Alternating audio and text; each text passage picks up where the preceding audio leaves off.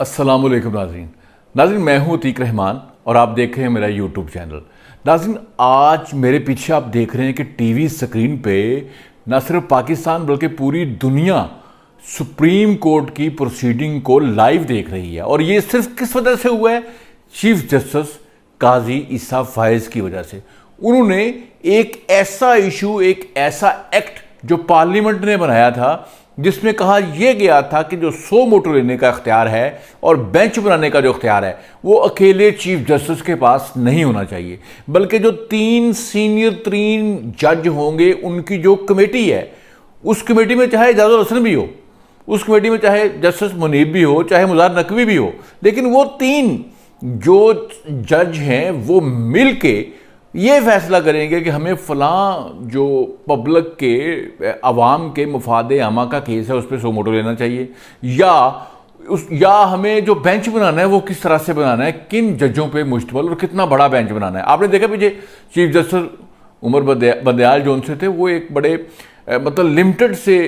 एक डोमेन के अंदर काम कर रहे थे। मतलब जो भी वो बेंच बनाते थे उसमें वो एजाजुल हसन जो जस्टिस हैं वो होते थे, मुनीब होते थे या मुज़ाहिर नकवी होते थे, या उसके बाद कुछ नए जज भी आए थे, खातून जज भी हैं और एक दूसरे भी जज हैं, उनको अपने साथ बैठाते थे। और हम लोग जब भी कोई बेंच बनता था तो हम कह देते थे कि जनाब ये देखें ये फैसला 2-1 से आना है, 4-1 से आना है, क्योंकि आप ये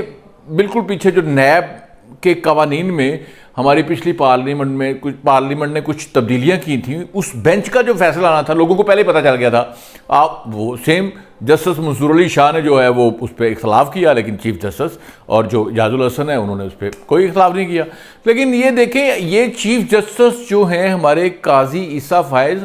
ये इनको क्रेडिट जाता है। ये चाहते तो ये जो मतलब जो उमर अता बंदयाल के हम ख्याल जज थे उनको फारग करके अपनी मर्जी के जजों के साथ एक बेंच बना सकते थे और अपनी मर्जी का फैसला ले सकते थे। लेकिन ये देखें, ये अपने इख्तियारात कम कर रहे हैं। वो मतलब एक जो चीफ जस्टिस की डिक्टेटरशिप थी कि चीफ जस्टिस अगर मतलब किसी सियासी पार्टी में उसकी रिश्तेदारी है या उसके बेटे हैं या दामाद हैं, कोई भी है, तो वो उस पार्टी की फेवर कर रहा था। तो ये मतलब ये अगर काजी ईसा फायज़ चाहता कि मैं बड़ा ताकतवर बनूं, मैं जो मर्जी करूं, जिन लोगों ने मेरे साथ ज़्यादती की, मतलब मेरे ख़िलाफ़ उन्होंने केस किया, मतलब सुप्रीम जुडिशल काउंसिल में वो मेरे ख़िलाफ़ उन्होंने केस किया, मेरी बीवी जो है वो अदालतों में रुलती रही, वो चाहते तो वो अकेले इनसे इंतकाम ले सकते थे, लेकिन उन्होंने बिल्कुल इस तरह नहीं किया। उन हम ख्याल जजों को जो उमर अता बंदयाल थे, उन जजों को भी साथ बैठाया और ख़ुद मिल के उन्होंने ये फैसला किया है कि हम ये जो जितनी कार्रवाई है आज जो अब टीवी स्क्रीन पे जो कार्रवाई आप देख रहे हैं मेरे पीछे, ये इस कार्रवाई में वो मुनीब भी बैठे हुए हैं, यहाँ पे मुज़ाहिर नकवी भी बैठे हैं, एजाजुल हसन भी बैठे हुए हैं और बाकी जज भी बैठे हैं। मतलब पूरा फुल कोर्ट है। ये वो फुल कोर्ट है जिससे उमर अता बंदयाल घबराते थे, लेकिन ये जो काजी ईसा फायज़ है ये बिल्कुल नहीं घबराए और इन्होंने सबको फिर लाइव देखिए। मेरे जैसा बंदा जो मतलब लाहौर में है, मैं अगर लाहौर में हूं तो मैं इस्लामाबाद जाता, इतना पेट्रोल, जहाज़ का टिकट जो भी खर्चा करके फिर मैं वहां जाके सुप्रीम कोर्ट में जाता, मेरा पास ना मुझे मिलता, मैं अंदर जा ही नहीं सकता था। लेकिन आज मेरे जैसे लोग भी जो मीडिया से वाबस्ता हैं, जो होस्टिंग से वाबस्ता हैं, जो अपने अपने ये डिजिटल चैनल कर रहे हैं, वो भी इस कार्रवाई को, ये जो कार्रवाई ये देखें ना सारी, उसमें वो ऐसे वकीलों को सुन रहे हैं कि जो वकील जो हैं वो ये चीफ जस्टिस साहब के बहुत खिलाफ रहे हैं, लेकिन उनको भी सुन रहे हैं, अटॉर्नी जनरल को सुन रहे हैं, सबको सुन रहे हैं। लेकिन मैं मतलब अगर इस तरह के जज आए, मतलब काजी ईसा फायज़ जैसे जज हमारे मुल्क में इस तरह से चीफ जस्टिस बने, या सारे जज इस तरह के हो जाएं, तो मैं अपनी राय बदल लूँगा। जो मैंने कहा था कि ये जो चीफ जस्टिस है या जो सुप्रीम कोर्ट के, हाई कोर्ट के, बाकी छोटी अदालतों के जितने जजेस हैं, ये न्यूट्रल होने चाहिए। और न्यूट्रल ये उस सूरत में हो सकते हैं, ये हमारे जो वकला का सिस्टम है उससे ये जज ना बने, बल्कि इनको हम दूसरे मुल्कों से लें, हम बांग्लादेश से ले लें, हम इनको नेपाल से ले लें, हम इनको श्रीलंका से ले लें, हम इनको ईरान से ले लें, जो सस्ते मुल्क हैं। हम इनको इंडिया से चलो ना लें, चलो सिखों के 1-2 जज ले लें, क्योंकि ये जब जज हमारे मुल्क में कोई एक वकील जज बनता है, वो इम्तहानात देता है, उसमें रिश्वत भी चलती है, बड़ा कुछ होता है उसमें। उसके बाद जब वो जज बन जाता है तो उसके रिश्ते इधर होते हैं, उसके दामाद होते हैं, उसका बेटा होता है, उसकी बेटी होती है, वो मुख्तलिफ सियासी पार्टियों से उनकी एफिलेशन होती है, उसकी बीवी की एफिलेशन उसकी सास की हो सकती है। इसलिए ये जो न्यूट्रल जज हैं दूसरे मुल्कों के आएंगे,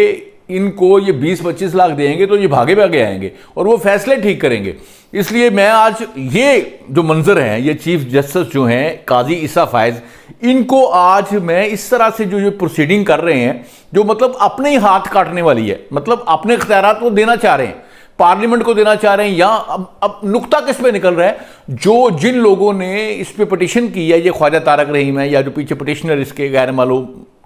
नामालूम है, वो जो पिटिशनर हैं उनका नुक्ता कहां पे अड़ा है जी, पार्लियामेंट ने ये एक्ट तो ठीक बनाया है लेकिन उसका अख्तियार नहीं था। अगर ये सुप्रीम कोर्ट के जज खुद मिलके ये अपने अंदर का कानून बनाते तो ये ठीक होता। लेकिन आप ये देखें कि ये अपने हाथ काटने वाली बात है। लेकिन मेरी राय अब बदल गई है, अगर ये ऐसे ही चीफ जस्टिस आएंगे, सारे जज ऐसे आएंगे तो वो न्यूट्रल हो जाए तो बड़ी अच्छी बात है, वरना बाहर से जज लेने चाहिए। क्योंकि ये जो वकला हैं इनके बार हैं, अब एक लतीफ़ खोसा साहब वकील हैं, अगर उनकी चैम्बर का वकील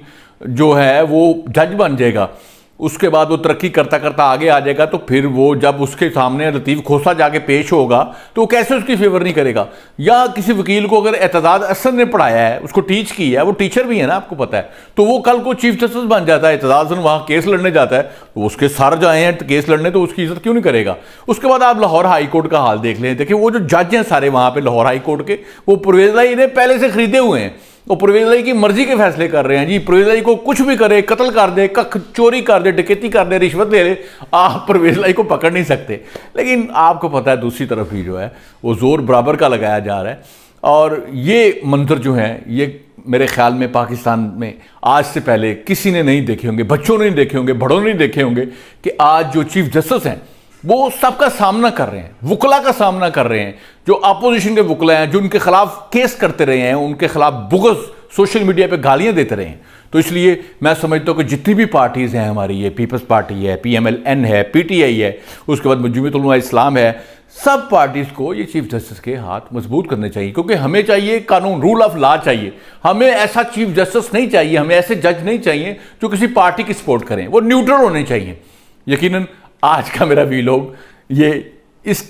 मंजर के साथ आपको अच्छा लगा होगा। मेरे चैनल को सब्सक्राइब जरूर कीजिएगा। पाकिस्तान जिंदाबाद।